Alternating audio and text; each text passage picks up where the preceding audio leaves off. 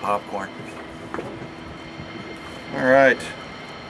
Well, it's a great day to be a Hoosier. Appreciate you guys being out here today. Sorry to make you come out of the AC, but I wanted to point out a couple things that we were working on. We're excited to continue priming the pump and adding game day experience initiatives and experiences for our fans. I want to talk about those today. We'll have a release so you don't have to scurry your notes too quick. Most of this will be reflected in that. I think the two cornerstones of what we're doing this year really start with this ribbon board. This is going to be a really nice addition for our fans to have more entertainment and more information. We're going to go a lot deeper in statistics, both on the Jumbotron and here, not just passing yards and all that, but more detailed statistics that I think will bring more of an in-home experience into the stadium. Like a lot of places, we're trying to compete with what's a really good in-home experience for our fans. We're trying to replicate the most important parts of that here, plus obviously provide the kind of things that fans just can't get at home. So the ribbon board's 200 feet long, it's 3 feet tall, costs $300,000. In our last negotiation with Learfield, thanks Don Fisher, we negotiated the addition of a ribbon board, but the one they wanted to put in was too little in my view. So they paid about $170, and then we paid another $130 to get it up to a length that we thought made sense. So we thought it might be up and running today. Obviously they're putting the finishing touches on it. I think this ribbon board will be a really nice new accoutrement for Memorial Stadium and our fans this fall. The other big piece you can't really see from here is the renovations of the purple lot, and I can take no credit for that. That is purely an initiative of President McRobbie to improve the different gateways to campus. And as you know, that thing looked like a state fair gravel lot. Now it's beautiful.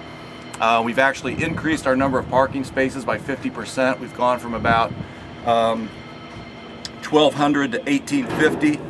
There'll be 730 new trees planted in there in October when it's tree planting season in the little islands and so forth. There's, let me see, 8 acres of green space, little stream that runs through there. Initially, our first year, we're not going to park on that to give the grass a chance to grow, but eventually we'll have RVs and so forth in there. There'll be some additional improvements to that over the next year or so, but the lot is up and running. I think it's going to be a really great addition for our fans. That project cost almost $7 million, $6.8 million, which was funded by the university. And again, I want to thank President McRobbie for his support in helping to make the athletics campus more beautiful, even as he's making the entire campus more beautiful. We're also going to try to do a better job of engaging our ushers and event staff at the games. I thought it was noteworthy. I was reading a thing about the way Disney does things, the Disney Institute and all that, and they make a differentiation between the tasks that people are supposed to accomplish and their common purpose.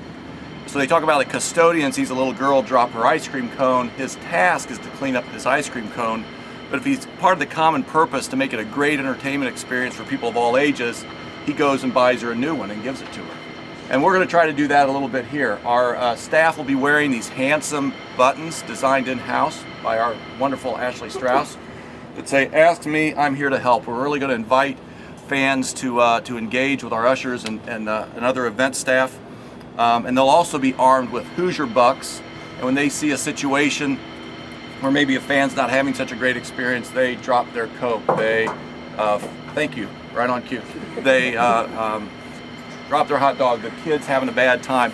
They'll be able to give the fans some Hoosier Bucks that they can redeem at the concession stands for fabulous food and so forth that's provided there. I saw this at the regional baseball game. Our own Earlston Bean saw a kid drop his hot dog, and he went up and actually bought the kid a new hot dog. And that also, that was kind of happening organically, but we're going to try to do more of that in a deliberate way.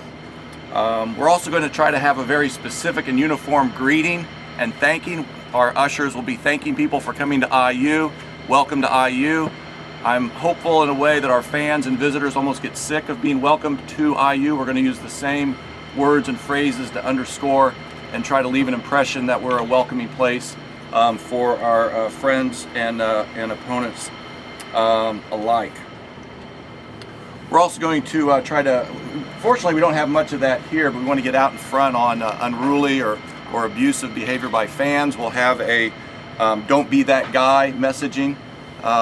People don't, they don't want to be that guy, but sometimes after a few too many beers, you become that guy. So we're going to encourage people not to do that, and also encourage our other fans to alert our event services staff if there are issues.